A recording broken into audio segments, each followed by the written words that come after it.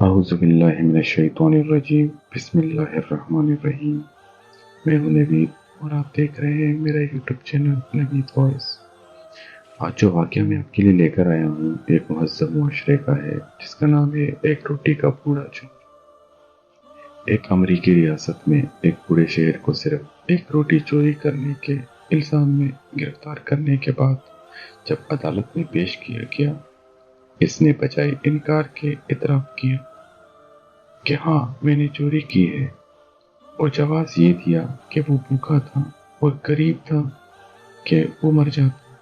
جج کہنے لگا، تم اعتراف کر رہے ہو کہ تم چور ہو، میں تمہیں $10 جرمانے کی سزا سناتا ہوں، اور میں جانتا ہوں کہ تمہارے پاس یہ رقم نہیں ہے، اس لیے تو تم نے روٹی چوری کی ہے، لہٰذا میں تمہاری طرف سے یہ جرمانہ اپنی جیب سے ادا کرتا ہوں۔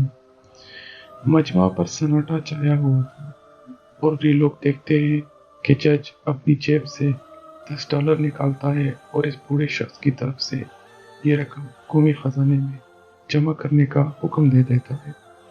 پھر جج کھڑا ہوتا ہے اور حاضرین کو مخاطب کر کے کہتا ہے، میں تمام حاضرین کو $10 جرمانے کی سزا سناتا ہوں، اس لیے کہ تم ایسے ملک میں رہتے ہو جہاں ایک غریب کو پیٹ بھرنے کے لیے روٹی چوری کرنا پڑی۔